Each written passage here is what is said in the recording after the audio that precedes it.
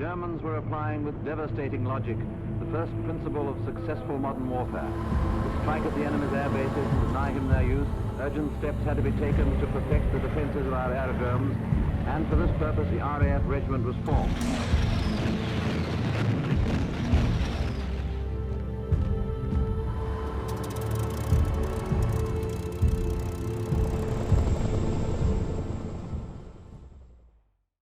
Hello and welcome to our RAF Regiment in the Dhofar campaign historical podcast series. We join Wing Commander Tim Jones again for our final episode, episode 5, Adapting to the Environment. I had a resupply once which was very amusing. Our second in command, who was a cavalry officer, a very smart guy from the Greys, Scots Greys, who'd been there. He was on his 8th tour in Dhofar, been there a long time. He'd been badly wounded twice. He was now 2IC of the battalion, and he arranged all our resupply. Yep. So he was arranging all these helicopters coming in and all the rest of it. And he was also, in normal days, PMC of our mess.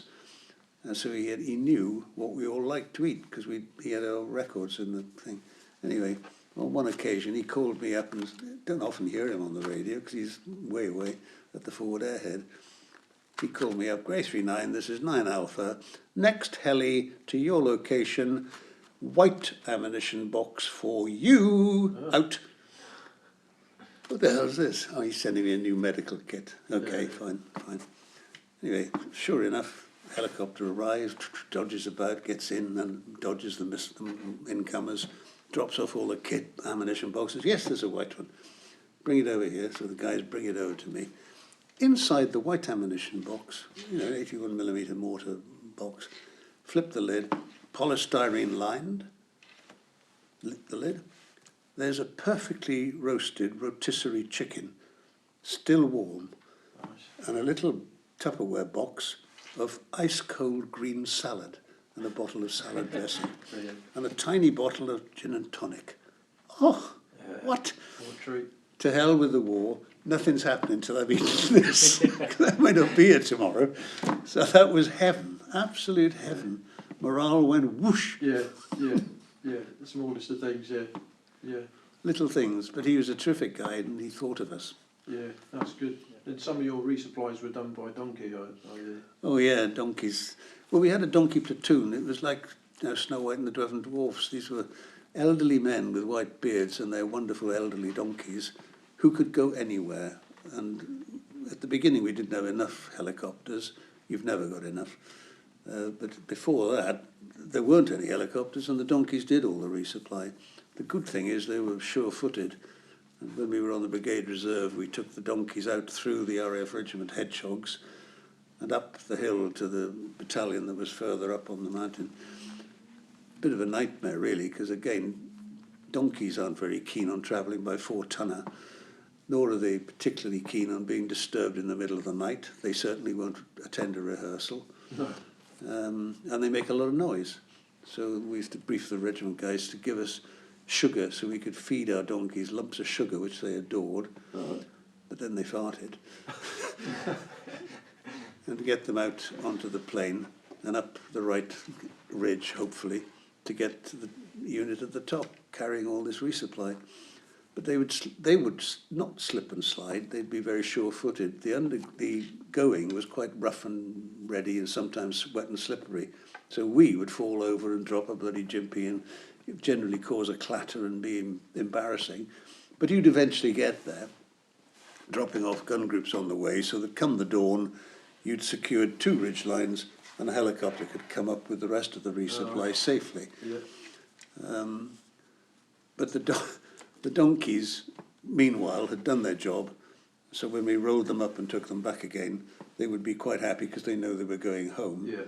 Now they're making even more noise because they're happy. And when I think about it, it was amazingly ludicrous, really, that here you are with donkeys in this day and age, carrying all these supplies up a slippery track, donkeys braying and booing, the RAF Regiment having given you the stolen sugar they'd got from the mess in order to keep them happy and get them going.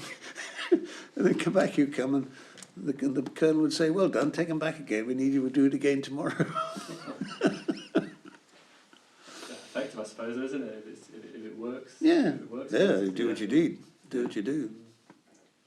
I'd just like to touch on you mentioned the SA threats, SA7 currently. Was that a credible threat throughout? Was it? And did that affect air supply and also with the strike masters coming in or anything? Well, yes, we'd heard that the Adu, as we call them, the enemy, had been supplied with SAM-7, and that, of course, caused everybody to twitch. Yeah. So we altered the pattern of air supply so that we were now using mainly helicopters. They'd climb to 7,000 feet above the SAM-7 range over the border area and spiral tightly down into our location and then dodge up the wadi to get in. And we were afraid of it, and the Strike Master ground attack aircraft, of course, would be very vulnerable, particularly once they were on the climb out, having delivered what they were delivering. Nothing happened for the first few months. In fact, during my time there, no SAM-7 was fired, but just after I'd left, it was, and hit a Strike Master, which crashed and killed the pilot. And later another one and a helicopter were hit by SAM-7. So yes, it was a credible threat. It didn't emerge in any great numbers, but it did emerge and it did work, and it was deadly. And I'm very glad that it didn't come earlier. Yeah, absolutely, yeah. Especially given, I suppose, the reliance you was on that for the resupply. Oh, totally, yeah. I mean, we lost our fixed-wing resupply to a 75mm RCL, which landed right alongside it and blew the wing off. And that was the end of fixed-wing, so we had to rely on helicopters. Was that the Caribou? Was it the? Yeah, that was the Caribou. It was an excellent aeroplane. I mean, it flew so slowly that if it was into wind, it was going backwards. Brilliant. But it was a brilliant aeroplane and did a great job. What was the RCL? Was that recoilless rifle? Yeah, 75mm anti-tank weapon. Yeah. Basically, but fired in the direct fire role. Right. And very accurate. And disarmingly, of course, it had a short time of flight. You'd hear a pop in the distance and it was a mortar. You'd know that you'd have about 23 seconds before impact. Yeah. The RCL, you'd probably have about 12. Right, yeah. So if you got it wrong, you were still looking. Yeah. I mean, of course, nowadays, people are creating hypersonic weapons, which is frightening, really. Yeah. You ain't got much of a chance, really. Yeah, absolutely. Yeah. Okay. So we had the loan service people, and then I don't know if mercenary would be the right term for people who've left the military but are on contract. Contract officers. Were they mostly British? Mostly, yes. Although there was a sprinkling of Rhodesian, South African. I don't think there were any Americans. No, not that I remember in my time. Was this roughly the same time as Vietnam, or a little after? Same time. Right. So there's a lot going on in the world at this point. Oh yes, absolutely there was. And the world's attention certainly wasn't on Oman. Yeah. I'd imagine some of the tactics that were kind of, learned through hard-fought lessons in that conflict probably went on to shape, British doctrine and the way we do things now. They still do. Yeah. I mean, with some of the other colleagues in the veterans group, we talk at Shrivenham Staff College about, and Dhofar is one of the big studies, because it's one of the few examples of a counter-revolutionary campaign that succeeded. Right. Even just the military bit of it succeeded. Yeah. Quite often they come to a dribbling end because there's a political fudge of a solution. Yeah. This one, there wasn't a fudge. The enemy were defeated. Yeah. But it took an awful lot of doing. Yeah. And that needs to be clearly understood. But there are still good lessons to be learned, like the basics of, knowing your tactics, good weapon handling, good drills, discipline, security, and all the rest of the principles that we all talk about, but we forget quite quickly when the bullets are flying. Yeah, absolutely, yeah. That concludes our 5-episode podcast series with Wing Commander Tim Jones, RAF Regiment. Thank you for listening.